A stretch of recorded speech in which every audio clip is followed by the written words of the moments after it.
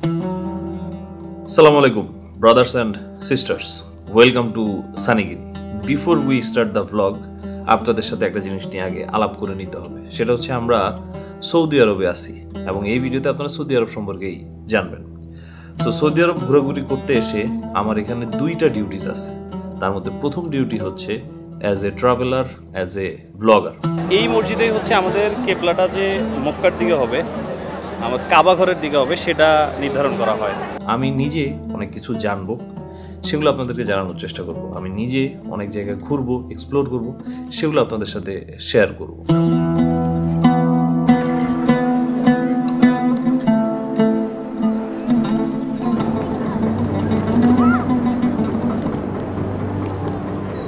আর 2 নম্বর যে ডিউটিটা, সেটা হচ্ছে অ্যাজ এ মুসলিম আমার কিছু রিচুয়াল পালন করতে হবে, আমার উপরে কিছু কর্তব্য আছে, সেগুলো আমাকে পালন করতে হবে। সেই জিনিসগুলো আমি আপনাদের সাথে শেয়ার করতে পারবো না, সেগুলা অনলি ফর মাই ক্রিয়েটর। তাই ভিডিওর কোনো অংশে গিয়ে যদি আপনার এটা মনে হয় যে সানি ভাই আপনি ওইটা করলেন না, এখানে আসছেন ওইটা তো করা দরকার ছিল, তাহলে বুঝে নেবেন যে সেগুলো আপনাদের সাথে শেয়ার করা হয় নাই। ঠিক আছে, চলেন আমরা তাহলে কাহিনী শুরু করি।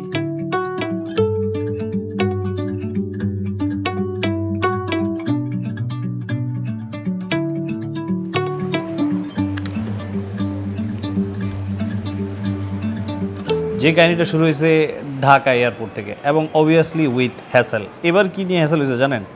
ফটোকপি কোথায়, ভিসার, তারপরে হোটেল বুকিং, তার পরবর্তীতে হচ্ছে আমার ফ্লাইট রিটার্ন টিকিট, সেগুলোর ফটোকপি কোথায়? ফটোকপি ছাড়া নাকি যাওয়া যায় না। সেটা নিয়ে কিছুক্ষণ হ্যাসেল হয়েছে, তারপরে সেগুলো ছাড়াই আবার চলে আসছি।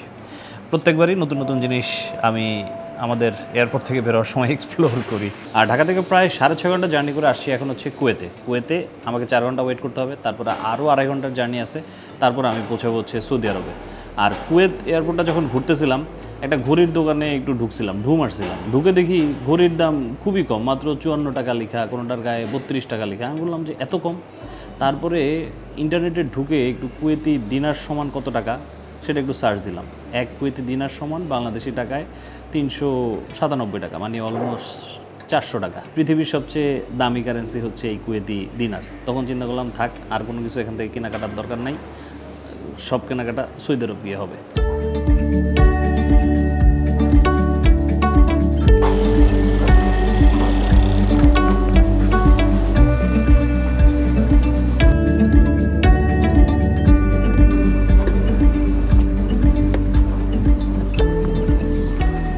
আমি আবার ব্লগার, বুঝছেন? সম্মানিত সুধী, মোহাম্মদ সানি তার 9 নম্বর কান্ট্রিতে ঢুকে গেছে। Welcome to Saudi Arab, welcome to Medina. আমি যেটা নিয়ে ভয় ছিলাম সেটা হচ্ছে ইমিগ্রেশনে না কোনো কিছু জিজ্ঞেস করে, তারপর একটু কোশ্চেন করে কিনা, কিন্তু মদিনার ইমিগ্রেশন ওয়াজ টু স্মুথ। মাত্র 10 সেকেন্ড সময় লাগছে। পাসপোর্ট দিলাম, চেহারার দিকে তাকাইলো, বললো যে আঙুলের ছাপ দাও, শেষ, চলে যাও, শেষ। আমি জিজ্ঞেস আমি কনফিউশনে দাঁড়াইছিলাম যে আসলে আমার আর দাঁড়ায় থাকা লাগবে কিনা। যাই হোক, এয়ারপোর্ট থেকে এখন বের হয়ে যাচ্ছি হচ্ছে ডেস্টিনেশন, মানে হচ্ছে হোটেলের দিকে। আর এখানে যার গাড়িতে করে যাচ্ছি সে আমাদের নোয়াখালীর ভাই, মাসুদ ভাই নাকি? ঠিক আছে ভাই, এসে বলতেছে কই যাবেন, দেখে বুঝে গেছেন না বাঙালি। যাই হোক, আর আরও এক ভদ্রলোক যার কারণে হচ্ছে এই ট্রিপটা প্ল্যান করা, তার কাছে এখন যাচ্ছি, তার সাথে পরিচয় করে দিচ্ছি আপনাদেরকে। আসসালামু আলাইকুম ভাই, কাইফা আলাক? এই হচ্ছেন মামুন ভাই, যার জন্য হুট করে সৌদি আরবের এই ট্রিপ প্ল্যান করা। যারা এই ভদ্রলোককে চিনেন তারা তো চিনেনই, আর যারা চিনেন না তাদের জন্য যদি ছোট্ট করে পরিচয় করিয়ে দেই, সেটা বলবো he is the biggest supporter of সানিগিরি।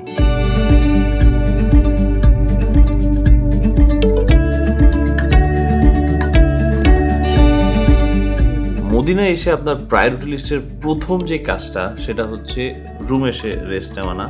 যদি হ্যাঁ একটু ফ্রেশ হওয়া দরকার, একটু ফ্রেশ হয়ে নেন, তারপরে চলে যান হচ্ছে মসজিদে নবাবিতে, মানে আমাদের নবীজির মসজিদ, যেটা 1400 বছর আগে হজরত মুহাম্মদ সাল্লাল্লাহু আলাইহি সাল্লাম নিজ হাতে তৈরি করছিল।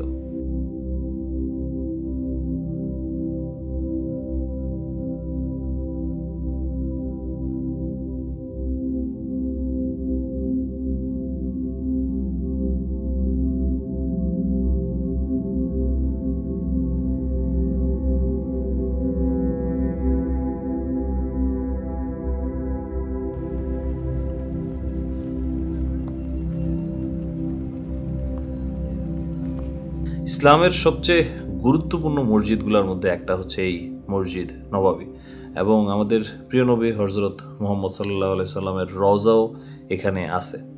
আর এগুলা আপনার প্রথমবার চোখের সামনে দেখার পরে ইউ মাইট গেট ইমোশনাল, এবং ইমোশনাল হয়ে যান, আটকানোর দরকার নাই।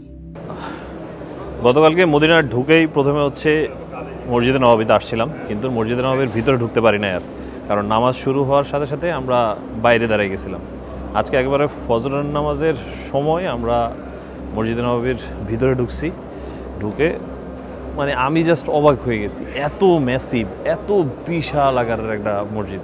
এখন নামাজটা শেষ করে একবারে সামনে যেখান থেকে মূলত মসজিদটা শুরু হয়েছে সেখানে যাওয়ার চেষ্টা করছি, কিন্তু আস্তে আস্তে বন্ধ করে দিচ্ছিল আর ভিতরে যেতে দিচ্ছিল না।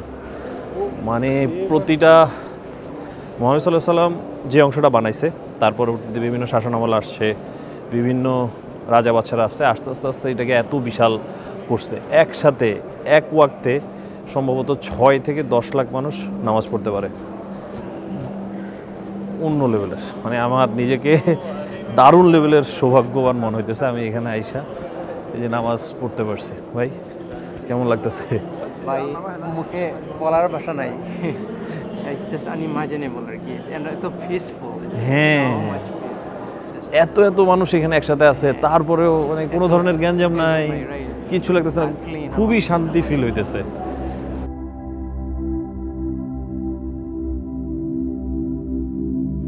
মসজিদে নববীতে আমার কাটানো সেরা মুহূর্তগুলোর মধ্যে একটা হচ্ছে ঠিক সূর্য উদয়ের সময়টা, যখন দৈত্যাকৃতির ছাতাগুলো খুলে দেওয়া হয়, মিষ্টি আলোর সাথে মিষ্টি বাতাস, এত এত মানুষ থাকা সত্ত্বেও এই জায়গাটাতে ভোরবেলার সময়টা অসাধারণ রকমের প্রশান্তি অনুভব করবেন আপনি।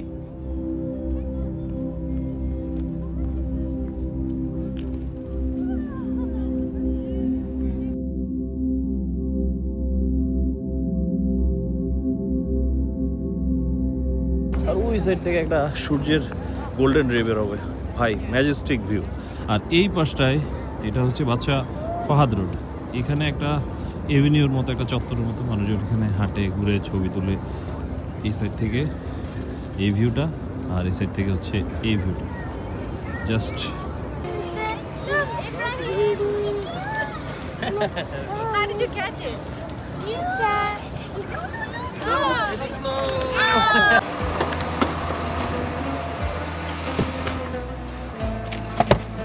এবং আজকে আমরা সিটিটা এক্সপ্লোর করবো, আর সিটি এক্সপ্লোর করতে আমাদেরকে সাহায্য করবো হচ্ছে মাসুদ ভাই। গতকালকে ভাইয়ের সাথে পরিচয় হয়েছে, ভাইকে বললাম যে ভাই আমাদের কাছে ঘোরান, ভাই আমাদেরকে নিয়ে আজকে ঘুরবে।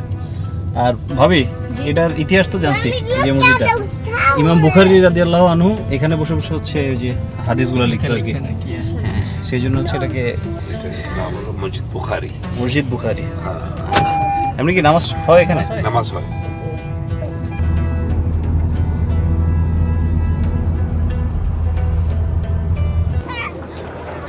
আমরা প্রথমে আসছি হচ্ছে উহুদের যুদ্ধ যে জায়গাটা হয়েছে, উহুদ পাহাড়ের এবং রোমা পাহাড়। এই যে এটা দেখতেছেন এটা হচ্ছে রোমা পাহাড়, আর পিছনে যে পাহাড়টা দেখতেছেন এটাই হচ্ছে উহুদ পাহাড়। অনেকে বুঝে না, মনে করে যে যুদ্ধ হয়েছে পাহাড়ে পাহাড়ে, পাহাড়ে যুদ্ধ হয় না, যুদ্ধ হলো ক্যামেরা ঘুরান এই রোমা পাহাড় থেকে নিয়ে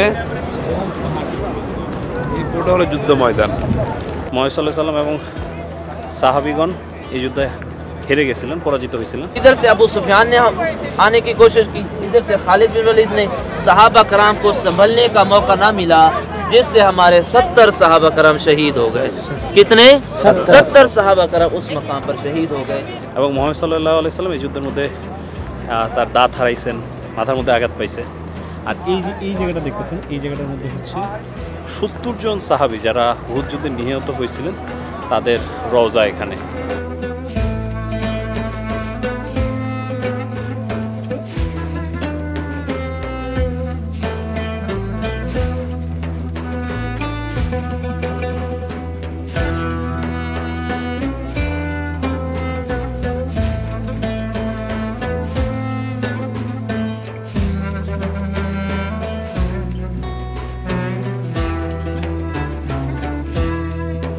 আমরা এখন যে মসজিদের মধ্যে আছি এটাকে বলা হচ্ছে মসজিদ কেবলা তাই।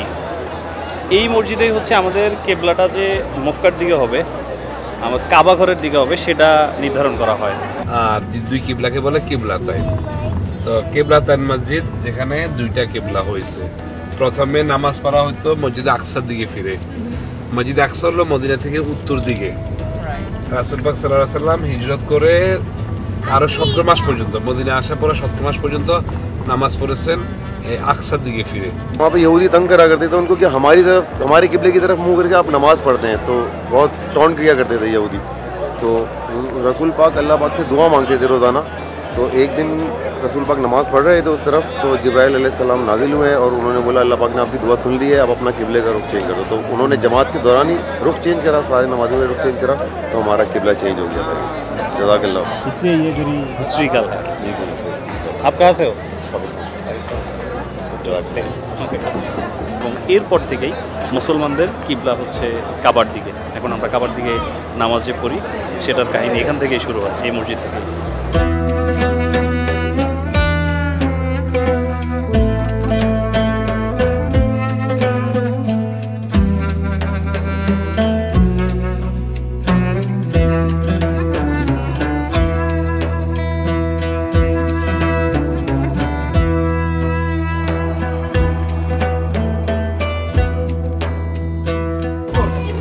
আর নেক্সট আমরা যে জায়গাটার মধ্যে আসছি এটাকে বলা হয় হচ্ছে খন্দক পাহাড় বা খন্দকের যুদ্ধ যে জায়গাটা হয়েছিল সেই জায়গাটা, প্লাস এটাকে 7 মস্ক এরিয়াও বলা হয়।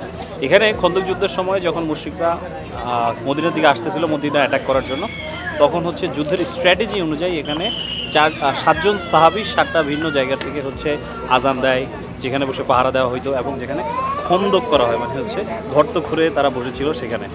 আর সেই জায়গার নিদর্শন হিসাবে আর কি এটাকে 7 মস্ক বলা হয়। ওই যে উপরে একটা মস্ক দেখতেছেন, ওইখানে মহানবী সাল্লাল্লাহু আলাইহি ওয়াসাল্লাম নামাজ পড়তেন, তারপরে এখানে আরেকজন সাহাবী থাকতেন এবং 7জন সাহাবীর নামে 7টা মসজিদ এখানে তৈরি করা হয়েছে।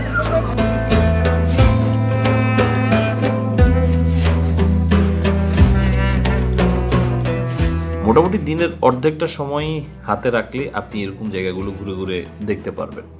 ও আমরা কোন রুমে আছি সেটা তো আপনাদেরকে দেখানো হয় না, ভিডিওর অনেক দূর আগে গেছি কিন্তু সেটাই আপনাদেরকে জানানো হয়নি, যেটার জন্য ভাই মোহাম্মদ সানি আন্তরিকভাবে দুঃখিত। আপনাদেরকে এখন রুমটা দেখাই। এই হচ্ছে সেই রুম, এই হচ্ছে সেই খাট যেখানে আমি থাকতেছি এবং এখানে আমার টোটাল 4 রাত থাকা হবে। এখানকার পরিবেশটা হচ্ছে এরকম, দিনের বেলা আর একটু আলো থাকে, বাইরে আরেকটা বিল্ডিং আছে, পাশে আরেকটা হোটেল আছে সেটা দেখা যায় এবং বাঁ সাইডে এখান দিয়ে গেলেই হচ্ছে মসজিদে নবাবী। এখানে আরেকটা রুম আছে যেখানে মামুন ভাই, তার ওয়াইফ এবং বাচ্চা কাচ্চারা থাকে। আর সেই রুমে বসে আপনাদেরকে কাহিনী শুনাইতেছে আপনাদের ভাই মোহাম্মদ সানি। আচ্ছা, আমাদের আজকের প্ল্যান হচ্ছে আমরা এই যে বাইক নিয়ে একটু মদিনাতে ঘোরাঘুরি করব। আর এটা পারচেস করার সিস্টেম হচ্ছে অ্যাপ নামাইতে হবে, ওই যে ওখানে কিউআর কোড দেওয়া আছে। তারপরে হচ্ছে এই যে এখন আনলক করা হয়ে গেছে, একটা আনলক হয়েছে, যেখানে কিউআর কোড আছে, অ্যাপের মাধ্যমে পে করে তারপরে হচ্ছে করবেন। সারাদিনের জন্য যদি আপনি এটা ভাড়া নেন প্রায় 29 রিয়ালের মতো পড়ে। আর এখন আমরা যেমন খুশি তেমন চালাও এই মোটে ভাড়া নিছি, চালানোর পরে বলতে পারবো আসলে কত খরচ হয়েছে।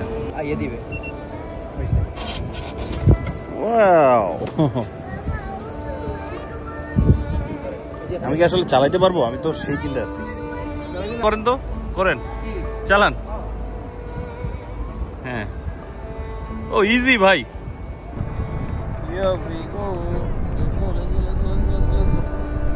ছোট্ট স্কুটার রাইড শুরু হয়ে গেছে, কিন্তু এটাকে এক হাতে কন্ট্রোল করা খুব কষ্ট, 2টা হাতই হচ্ছে হ্যান্ডেলবারের উপর রাখতে হচ্ছে। আমার মনে হয় একটু প্র্যাকটিসের দরকার, প্র্যাকটিস করতে করতে ইনশাল্লাহ সেটা হয়ে যাবে। এই যে সামনে মামুন ভাই, কেমন আছেন? Welcome to scooter blog.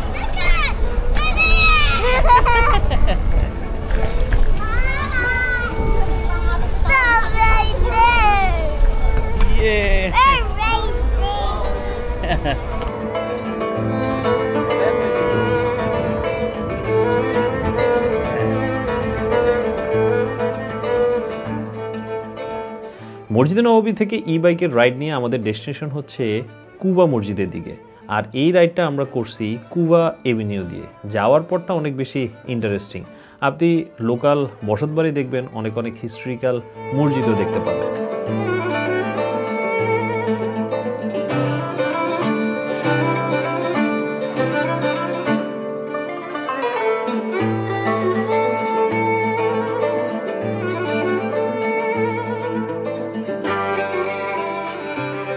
And definitely this is highly recommended thing to do in Medina.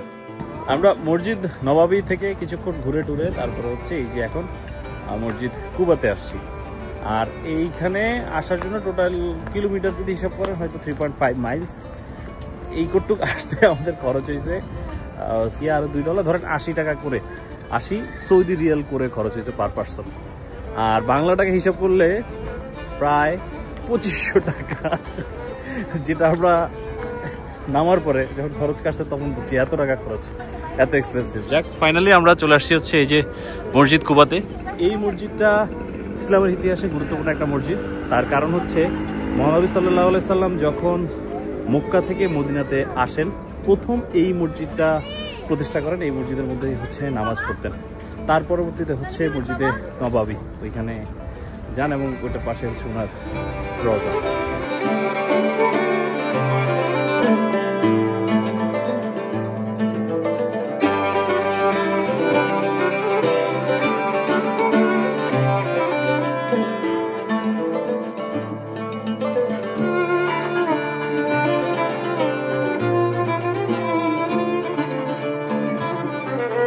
এভাবেই আমাদের 4 রাত 5 দিনের সফর মদিনাতে শেষ হয়। খুবই ভালো সময়, খুবই পিসফুল সময় আমরা এখানে কাটাইছি। প্রতি বেলা যখন হচ্ছে মসজিদে নবাবীতে যেতাম সেটার জন্য বসে থাকতাম, কখন যাব মসজিদে নবাবীতে গিয়ে সময় কাটাবো, সেটার জন্য একটা এক্সট্রা লেভেলের এক্সাইটমেন্ট সবসময় কাজ করতাম। আর এখন কাপড় দেখে বুঝে যাচ্ছেন আমরা কোথায় যাচ্ছি। আমরা যাচ্ছি হচ্ছে মক্কাতে। আর মক্কাতে গিয়ে প্রথম যে কাজটা করা হবে সেটা হচ্ছে উমরা ইনশাআল্লাহ।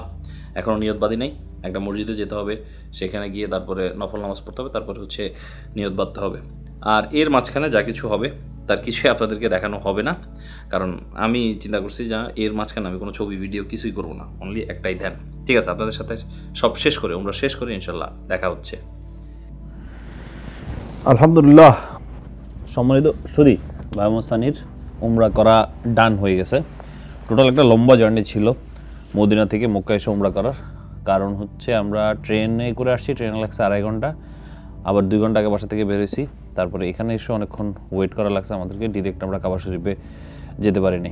তার পরবর্তীতে হচ্ছে ধরেন সকাল 8:30 বের হয়েছি, রাত্রে প্রায় 11টার দিকে আমরা উমরা শেষ করতে পারছি এবং অনেক অনেক পরিমাণ হাঁটা হয়েছে। তবে এই ফুল জার্নিতে আমি কোনো ধরনের ভিডিও করতে পারি নাই, বা কোনো ধরনের ভিডিও করার আসলে সাহস করতে পারি নাই, because as I said earlier this is only for my creator. তবে কাবা শরীফকে একবারে চোখের সামনে দেখা, কাছ থেকে দেখার এক্সপিরিয়েন্সটা এখানে আসেন, তারপরে সেটা রিয়েলাইজ করতে পারবেন। কারণ সারা জীবন ধরে আপনি যেই গল্পগুলো শুনে আসছেন, যেটা কেন্দ্রিকই মূলত ইসলামের যাত্রা শুরু, সেই জিনিসটাকে আপনি চোখের সামনে দেখতেছেন, সেটা একটা সারিয়াল ফিলিংস ডেফিনেটলি। তবে উমরা শেষ করে আবার পরে কাবা শরীফের কাছে যাওয়া হয়েছে, তখন হ্যাঁ ভিডিও নেওয়া হয়েছে। এই জায়গাটা রাত দিন 24 ঘন্টা এত পরিমাণ হ্যাপেনিং, এত পরিমাণ মানুষ। এই যে এখন আমি ভিডিও শ্যুট করতেছি, রাতের বাজতেছে হচ্ছে 3:50। এই যে পিছনে কাবাঘর দেখতেছেন, এখানে এখনো পর্যন্ত মানুষ দেখতেছি আমরা।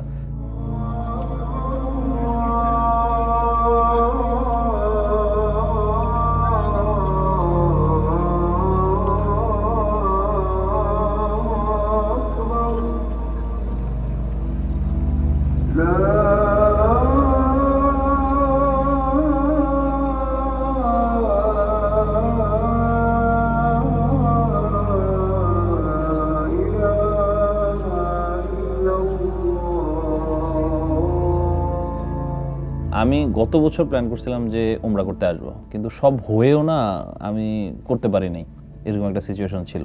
তা আলহামদুলিল্লাহ এই বছর সেটা করতে পারছি।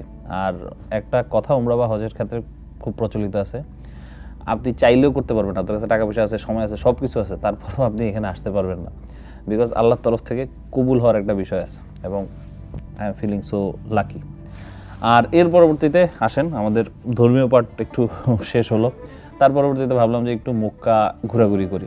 মক্কায় আসার আগে আপনাকে 2টা জিনিস মাথার মধ্যে রাখতে হবে। প্রথমত, মদিনাতে আমরা যেই শান্তি পাইছি, মদিনাতে ক্রাউড ছিল, তবে সেটা ছিল অর্গানাইজড ক্রাউড, কিন্তু এখানকার ক্রাউডটা অর্গানাইজড ক্রাউড না। এখানে অ্যাট এ টাইম চারদিক থেকে প্রচুর মানুষ একসাথে ঢুকে, তাই অনেক অনেক ক্রাউডেড ফিল হবে। বাচ্চা কাচ্চা যদি আপনার সাথে থাকে একটু সাবধানে চলাফেরা করবেন। আর 2 নম্বর জিনিসটা হাঁটার মেন্টালিটি নিয়ে আসবেন, প্রচুর পরিমাণে হাঁটতে হবে। আমার এক এক দিনে হাঁটা হচ্ছে প্রায় 18,000 20,000 স্টেপস। আমার হোটেল একবারে হারাম শরীফের কাছেই, আমি প্রতিবেলা যদি একবারে কাছে বলতে একবারে কাছে, ক্লক টাওয়ারের পাশে যে বিল্ডিংটা সেটাই, তো সেখান থেকে বের হয়ে আমি যদি নামাজ পড়তে যাই আমার যাওয়া আসাতে 3 কিলোমিটার হয়ে যায়।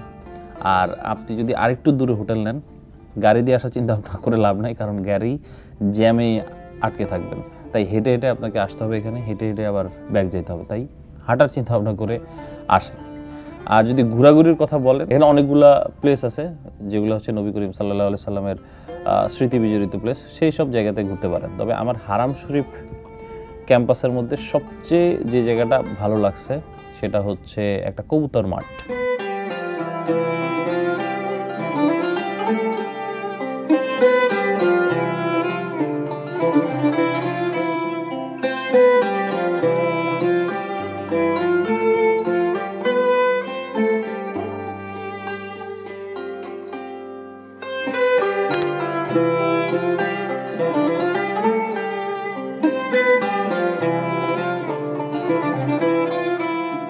মুকাতে আজকে আমার চলতেছে হচ্ছে 3 নম্বর দিন। এখন পর্যন্ত যেই জায়গাটা আমার সবচেয়ে বেশি ভালো লাগছে সেটা আমি বলবো হচ্ছে কাবাগর, তো ডেফিনেটলি সেটার হিসাব আলাদা, কিন্তু সেটার পরে যদি সবচেয়ে বেশি ভালো লাগছে সেটা হচ্ছে এই যে এই মাঠটা, এটাকে বলা হচ্ছে কবুতর মাঠ, এটাকে বলা হচ্ছে কবুতর মাঠ। এখানে অসংখ্য কবুতর মানে ঘুরতেছে ফিরতেছে, মানুষ খাওয়াচ্ছে, সেরকম একটা মহল এখানে বিরাজ করতেছে। এই যে একজন কবুতর দৌড়াইতে যাচ্ছে আর কি। আর এখানে এসে একটা জিনিস আমার খুব রিয়েলাইজেশন হলো যে এই জায়গাটা প্রচুর পরিমাণ যান্ত্রিক হয়ে যাচ্ছে ডে বাই ডে। এই যে এই জায়গাটাও বেশি দিন এরকম থাকবে না, কবুতর মাঠ থাকবে না, এটা নিয়েও হিউজ পরিকল্পনা চলতেছে, ব্যাপক ডেভেলপমেন্ট হবে, তখন এরকম এসে কবুতরকে খোলা মাঠে খাওয়াইতে পারবেন না। তাই এখন যতটুকু সুযোগ আছে থাকতে থাকতে আমার মনে হয় যে আসেন, এসে এই যে উপভোগ করে যান। দিন শেষে নেচারের কাছাকাছি থাকলেই তো আমাদের মন দিল ভালো থাকে, তাই না? স্পিরিচুয়ালিটির সাথে নেচারের একটা ক্লোজ কানেকশন আছে।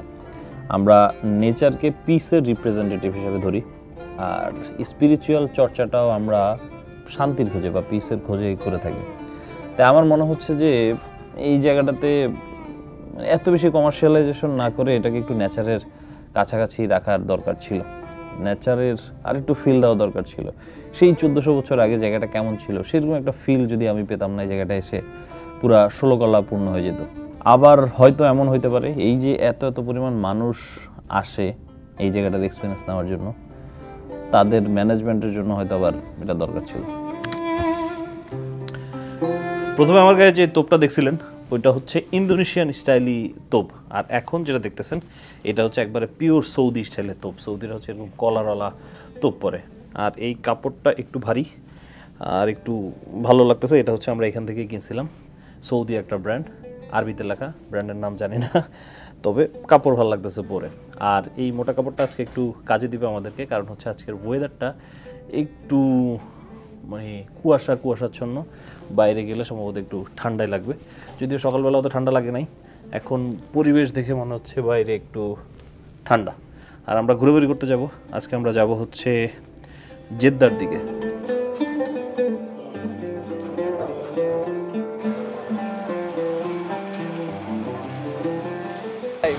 আসলে আমি এই যে ক্যামেরাটা বের করছি, আমরা এখন এই যে হারাম শরীফের একবারে সামনে আছি। একজন সিকিউরিটি আমরা ডাক দিয়ে বলতেছে ক্যামেরা দেখলে পুলিশ নিয়ে যাবে, সাবধান। কিন্তু আমি একটা কথা বুঝি না, মানুষ ফোন দিয়ে তো ভিডিও করতেছে, হ্যাঁ কি আমি বুঝি না, মানে 24 ঘন্টা কিন্তু লাইভ স্ট্রিম হচ্ছে এখানে। এই যে তওয়াফ হচ্ছে সেটা লাইভ স্ট্রিম আপনারা টিভিতে দেখতে পাবেন, তারপরে ফোন দিয়ে ভিডিও করা যাচ্ছে, কিন্তু ক্যামেরা দিয়ে ভিডিও করা যায় না কেন? এটার কোনো লজিক নাই।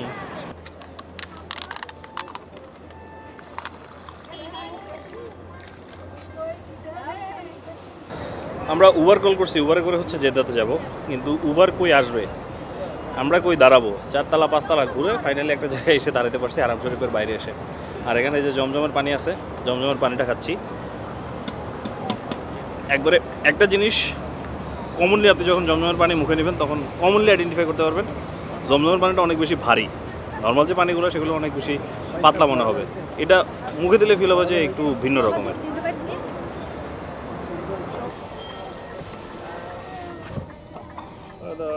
مستشفى عبد العزيز ورا ايوه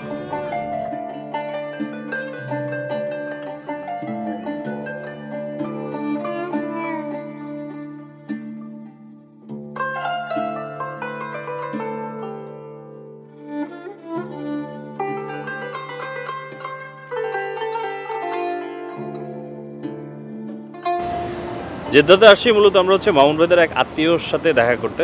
আর এখানে এগুলা যেগুলো দেখতেছেন এগুলো হচ্ছে সৌদি আরবের লোকাল লোকজনদের বাড়িঘর, এবং বাড়িগুলো এরকম হয় দেখতে। প্রায় প্রত্যেকটা বাড়িঘরের কালারই সেম এখানে দেখা যায়। আর একটা জিনিস এখানে এসে ফিল হচ্ছে আমি হচ্ছে একটা বাঙালি পাড়ার মধ্যে চলে আসছি। চারিদিকে সব বাংলায় লেখা।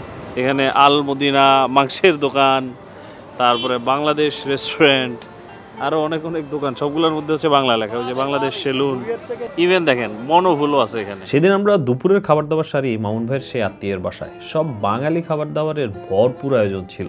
তারপর রওনা হই আমরা জেদ্দার সমুদ্র পাড়ের উদ্দেশ্যে সানসেট উপভোগ করব বলে, কিন্তু রাস্তার জ্যামে আমাদের আর সময় মতো পৌঁছানো হয়নি। এই জায়গাটার নাম হচ্ছে জেদ্দা ওয়াটার ফ্রন্ট পার্ক। এটা একেবারে সমুদ্রের পাড়ে, এবং এটার সৌন্দর্য দেখার জন্যই হচ্ছে দিনে দিনে বেরিয়েছিলাম, কিন্তু জ্যাম পুরো প্ল্যানটা নষ্ট করে দিছে। আজকে বৃহস্পতিবার, কালকে হচ্ছে সম্ভবত ওদের ছুটির দিন বা আজকে থেকে ছুটির দিন, যার কারণে নাকি প্রচুর পরিমাণ জ্যাম, এবং অফিস টাইমও শেষ হয়েছে ঠিক ওই মুহূর্তে। সব মিলে একবারে আমাদের কপাল আজকে খারাপ। এবং এখানে একটা মসজিদ আছে, মসজিদটার নাম হচ্ছে island mosque. Not something historical, but একবারে পার্কের সৌন্দর্য বর্ধনের জন্য আর কি এই মসজিদটা তৈরি করা হয়েছে। এবং রাতের বেলা এসেও খুব সুন্দর মনে হচ্ছে, তবে দিনের বেলার ভিউটা আর কি এরকম দেখা যাইতো, যেটা কপাল খারাপের কারণে আপনাদেরকে দেখাইতে পারতেছি না। আপাতত আমার ফোনের স্ক্রিনেই দেখেন, কি আর করবেন। সেদিন সানসেট মিস করছি, তার জন্য একটু মন খারাপ। তবে আজকে আরেকটা জায়গায় ঘুরতে যাব, যেটার মধ্যে আর সানসেট মিস করব না। আজকে একবারে পারফেক্ট টাইমে আমরা এসে পৌঁছাইতে পারছি। সানসেটটা এখন হবে ঠিক সেই মুহূর্তেই হচ্ছে আমরা এসে পৌঁছাইছি এই জায়গাটায়। জায়গাটায় ভালো রকমের বাতাস, আর ওই যে দেখেন সূর্য, আর এই যে দেখেন সূর্যটা ঢুকতেছে, কি যে সুন্দর লাগতেছে।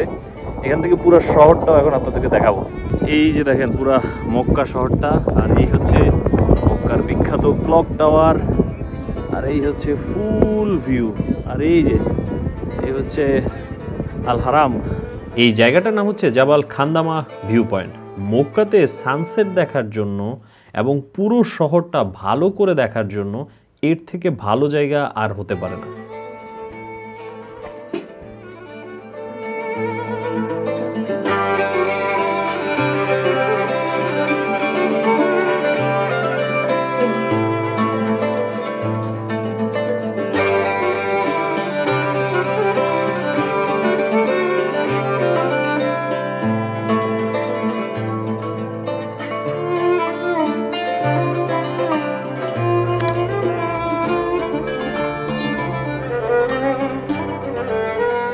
মক্কাতে আসছিলাম হচ্ছে আমরা 2 তারিখে, আর আজকে হচ্ছে 6 তারিখ।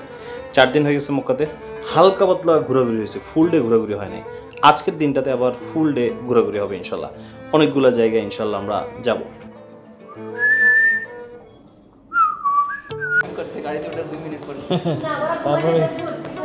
তারপরে ঘুমটা চলে যাবে। আমাদের ট্যুরের 2 জন ইম্পর্টেন্ট পার্সন, একজন হচ্ছে ইব্রাহিম, আরেকজন হচ্ছে ইসমাইল। একজন হচ্ছে মায়ের ছেলে, আরেকজন হচ্ছে বাবার ছেলে। সরি, একটু ভুল হয়েছে। যারা ইব্রাহিম বলছি সে হচ্ছে ইসমাইল, যারা ইসমাইল বলছি সে হচ্ছে ইব্রাহিম। এতদিন ওদের সাথে কাটাচ্ছি, এখনো পর্যন্ত 2 জন জমজ, তো আমি কনফিউশনে পড়ে যাই। এবং এই 2 জনের আজকে সকালের একটা কাহিনী শোনাই। ইব্রাহিম কই? ইব্রাহিম এই যে আমার সামনে ওয়েটার হচ্ছে কফি এনে রাখছে। তো ইব্রাহিম মামুন ভাইকে বলতেছে, papa your friend got a big coffee. তো মামুন ভাই আবার শিখে দিয়েছে, চাচ্চু বলো, চাচ্চু। তো ও বলতেছে, পাপা ইউর চাচ্চু গট এ বিগ কফি। আর আজকে আমাদের ঘোরাঘুরি করার জন্য আমরা যাকে পাইছি সাথে, উনিও বাংলাদেশি ভাই। আপনার নাম বলেন। আমার নাম মাইনুদ্দিন তালুকদার। কোত্থেকে? আমার বাড়ি গাজীপুরে। গাজীপুরে, আচ্ছা। তো বাংলাদেশি ভাই ব্রাদার পাইলে একটু সুবিধা হয়, কারণ হচ্ছে যে যখন আমরা ঘুরতেছি আমাদেরকে এক্সপ্লেন করে অনেক কিছু, অনেক স্টোরি আমাদেরকে বলে আর কি। তো সেগুলো জানার সুযোগ হয়। যদি সৌদি কোনো ড্রাইভার হয়, এইসব লোকগুলো তো একবারে চুপচাপ থাকে, কোনো কথাবার্তা নাই, আর কি বলে সেটাও বুঝি না। প্রথমে আমরা যে জায়গাটায় ঘুরতে গেলাম সেটার নাম হচ্ছে জাবালে সুর। এই জায়গাটার স্টোরি আমরা প্রায় সকলেই জানি। মক্কাতে যখন মুহাম্মদ সাল্লাল্লাহু আলাইহি সাল্লামের জীবন নিয়ে শঙ্কা ছিল, তখন আল্লাহর নির্দেশে মক্কা ছেড়ে মহানবী সাল্লাল্লাহু আলাইহি ওয়াসাল্লাম মদিনার দিকে রওনা দেন এবং মদিনা যাওয়ার পথে সাহাবীদের সহ মহানবী সাল্লাল্লাহু আলাইহি ওয়াসাল্লাম একটা পাহাড়ের মধ্যে লুকায় ছিলেন। সেই পাহাড়ের একটা গুহার মধ্যে তিনি লুকায় ছিলেন। তারপরে কাফেররা তাকে খুঁজতে আসে, সেখানে কবুতর ডিম পারে, মাকড়সা বাসা বাঁধে, টিকটিকি ঠিক ঠিক ঠিক বলে। সেই পাহাড়টা হচ্ছে এই জাবালে সুর। এই যে এখান দিয়ে উপরের দিকে যাইতে হয়, কিন্তু ওই যে পুলিশের গাড়ি দাঁড়ায় আছে, সে আমাদেরকে যেতে দিচ্ছে না, বলতেছে ক্লোজ ক্লোজ। তাই আপাতত আমরা এখান থেকেই ঘুরে চলে যাচ্ছি। এই যে পিছনের যে জায়গাটা দেখতেছেন এটাই হচ্ছে সেই জাবালে সুর। অবস্থা কেমন আছো? ভালো আছো? ভালো। ভালো ভালো। হ্যাঁ, ওই যে পাথর ইয়া করে নামাজ পড়ে, পাথর ইয়ে পাহাড়ের উপর উঠে যায়। এই যে আজকে 2 সপ্তাহ ধরে ওদের জন্য, এই পাকিস্তানিদের জন্য এই বুড়ি বাড়ি যাওয়া বন্ধ করে দিচ্ছে। পরবর্তী যে জায়গাটা আমরা দেখার জন্য যাই সেটা হচ্ছে আরাফার ময়দান।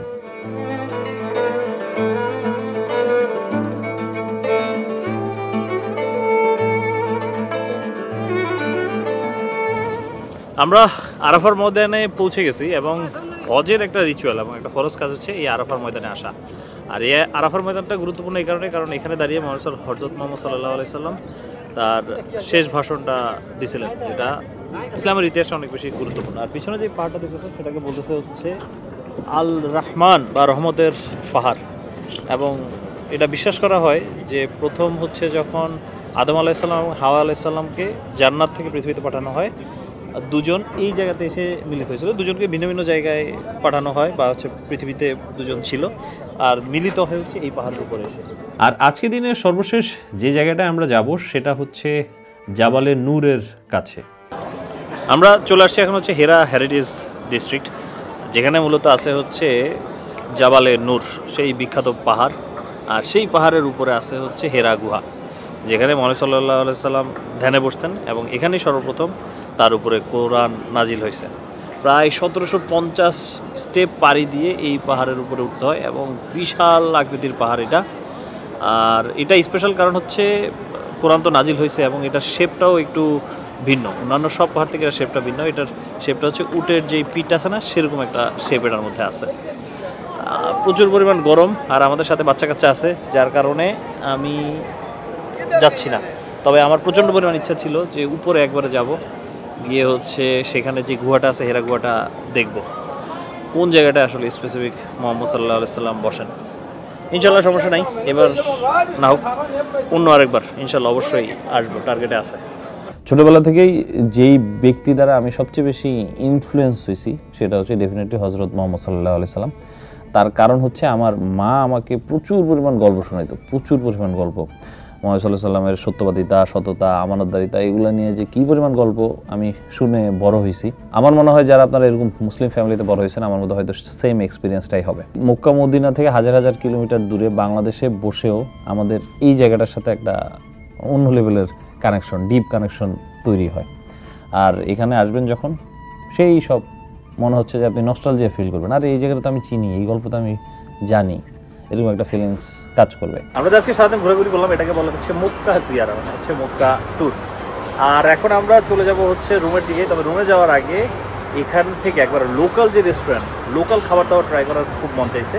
খাবসা হচ্ছে আরাবিয়ানদের খাবার, তো আমরা এখন খাবসা ট্রাই করার জন্য এই যে এই একটা হোটেল বা রেস্টুরেন্ট, আমি জানি না কি লেখা আছে, ড্রাইভার আমাদেরকে নিয়ে আসছে আর কি। তবে এখানে ছেলে মেয়ে একসাথে বসা যায় না, আমাদের সাথে ভাবি আসছে যেহেতু, তাই আমরা এখান থেকে খাবার নিয়ে রুমে গিয়ে তারপরে খাবো। এই হচ্ছে হোটেলের অবস্থা। এ কি কি ভাই? ও আচ্ছা, এটা এবার সেরা। এখানে এই যে এই পলিথিনটা, আপনারা যদি যে কোনো সব থেকেই খাবার অর্ডার দেন তখন আপনাকে সাথে এই পলিথিন দিয়ে দিবে। তো প্রথম যখন আমরা খাবার অর্ডার দিতাম আমাদেরকে এই পলিথিন দিয়ে দিত। আমরা ভাবতাম এই পলিথিন কেন দেয়, আমরা এই পলিথিন ফালাই দিছি। পরবর্তীতে এখন বুঝতে পারলাম এটা হচ্ছে সৌদি স্টাইল, যে কোনো জায়গায় হচ্ছে এভাবে ঢেলে আয়োজন করে বসে সবাই একসাথে বসে খায়, যেটা সুন্নতি খাবার আর কি। বিসমিল্লাহির রহমানির রহিম। একটু মাংস নিয়ে একটু রাইসটা দিয়ে, আপনি ভিডিও করেন, আচ্ছা করেন।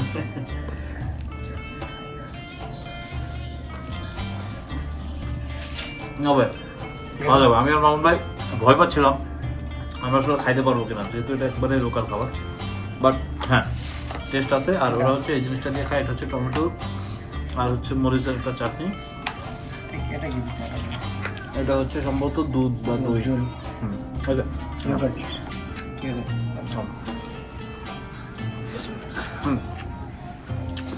একেবারে লোকাল খাবারের স্বাদ। একের কোয়া না, একের কোয়া আমি বলবো না। তবে প্রতিদিন খাওয়ার জন্য এই খাবার না ভাই।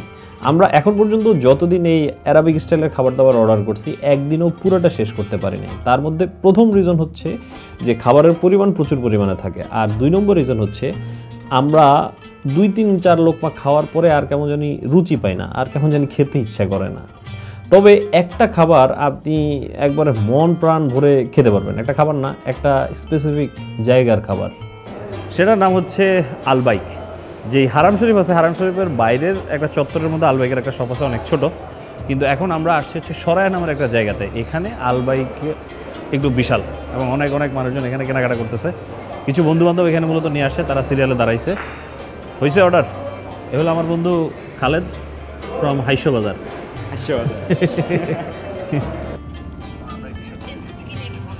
আমরা একবারে সৌদি স্টাইলে গালিচা বৃষ্টি একবার খোলা আকাশের নিচে বসছি, আর ওয়েদার এখানে খুবই জোস, মিষ্টি বাতাস আছে, হালকা হালকা ঠান্ডা, পাশে একটা খেজুর গাছ, সুন্দর। এখন আমরা আলবাইকের স্বাদ নিব। এই এক আলবাইক নিয়ে এত পরিমাণ কথাবার্তা শুনে আসছি দেশ থেকে, এত পরিমাণ ভিডিও দেখছি, এখন মোমেন্ট অফ ট্রুথ আসলে কেমন মেন হচ্ছে কি এই জিনিসগুলো। ও সস, আচ্ছা, আর এই সালাদ, ও কোলস্লো, আর হচ্ছে সস, এগুলো নাকি এটার অবিচ্ছেদ্য অংশ। তবে আমি আগে মুরগিটার দিকে যাব, মুরগিটা কেমন। বিসমিল্লাহির রহমানির রহিম।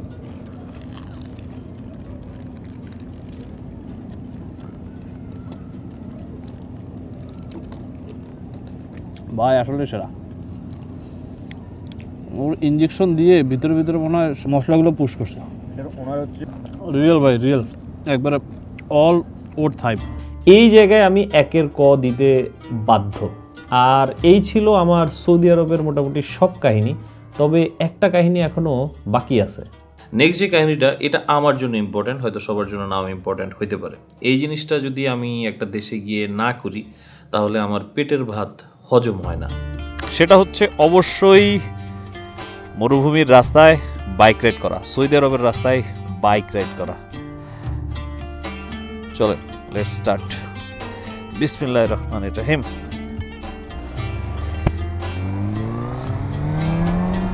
যে বাইকটা চালাচ্ছি সেটা হচ্ছে GSX 1000 ব্রো। ওরে ভাই রে ভাই, কি লেভেলের পাওয়ার, আমার রেখাই চলে যেতেছে। আমি এখন 2 গিয়ারে আছি, 2 গিয়ারে উঠে গেছে 108, 3 গিয়ারে গেলে ইটস ক্রেজি ব্রোস। আর সবচেয়ে বেশি ক্রেজি হচ্ছে এই যে এই রাস্তাটা, আশেপাশের ভিউ দেখেন না, মরুভূমির পাহাড়, রুক্ষ সূক্ষ্ম পাহাড়, আর কি মাখন একটা রাস্তা বানায় রাখছে। শহর থেকে প্রায় 20-25 কিলোমিটার দূরে আছি আমরা, এবং এই স্মুথ রাস্তাটার মজা নিচ্ছি উইথ দিস বিগ মেশিন।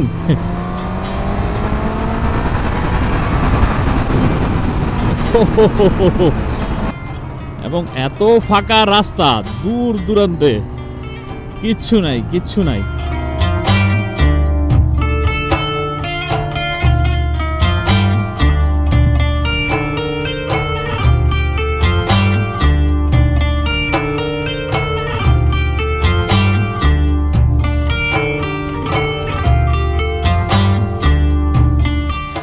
আর এই সেই GSX R1000 যেটা এতক্ষণ ধরে আমি চালাচ্ছিলাম, আর এই সেই ভদ্রলোক যে হচ্ছে এটার মালিক, নাহিদ ভাই। আমি নির্দিষ্ট মালিক না, যারাই বাংলাদেশ থেকে সবাই মালিক, সবাই চালায়। আমি আসলে খুব সৌভাগ্যবান ফিল করি খুবই, কারণ আমাদের সবাই স্বপ্ন, যেহেতু আমরা 150-এর গন্ডি পার করতেছি আস্তে আস্তে, ইন ফিউচারে হয়তো বা ইনশাল্লাহ আরও বড় করবো। এখন 375, রাইট? হ্যাঁ, 375। হ্যাঁ, তো ইনশাল্লাহ 600 পর্যন্ত না গেলে আপনি বাইক যে কি জিনিস, সুপার বাইক যে কি জিনিস বুঝতে পারবেন না, ফিল হবে না। হ্যাঁ, বাচ্চা কাচ্চা দেশে যেগুলো চালায় ওগুলো হচ্ছে বাচ্চা কাচ্চা। গুড এনাফ 375 এগুলো হচ্ছে বাইক, এগুলা বাইক। হ্যাঁ, ওই যে যেটা বললাম, স্বপ্ন দেশ থেকে আমাদেরও ছিল, দেশে থেকে তো পূরণ করা পসিবল না, বিদেশের মাটিতে এসে পূরণ করছি। সাথে আমার যে ভাই ব্রাদার আপনারা যারা আসেন বা আসবেন, আপনারা চালাইলে আমারও ভালো লাগে, অবভিয়াসলি আপনাদেরও ভালো লাগে, এটাই। যাক, thank you brother. Welcome man.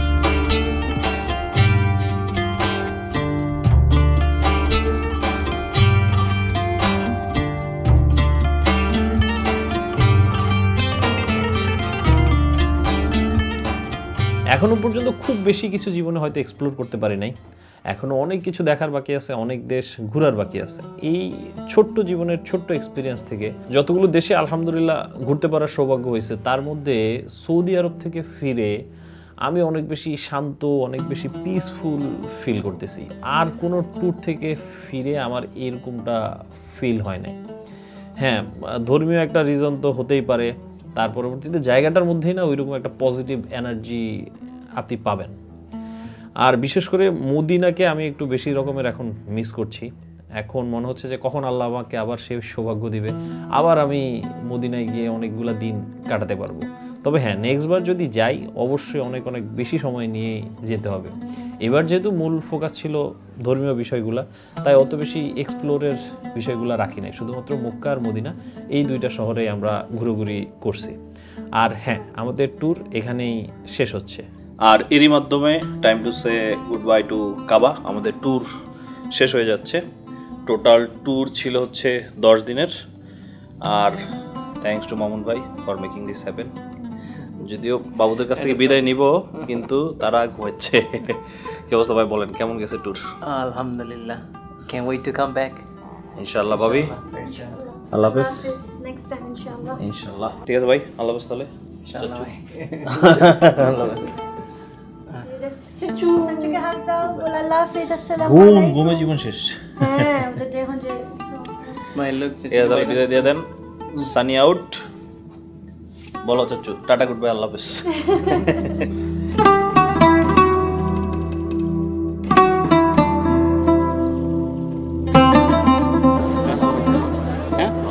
नाम सानी गिरी। सानी गिरी। हाँ, गिरी का मतलब आपका लैंग्वेज में डिफरेंट है। गिर गई। नहीं, गिरी बोला, गिरी नहीं। गिरी आपका कास्ट होगा? No no no no caste. Giri is like दादागिरी। अच्छा, दैट्स लाइक सानी गिरी। सानी नाम है। या सानी। Good.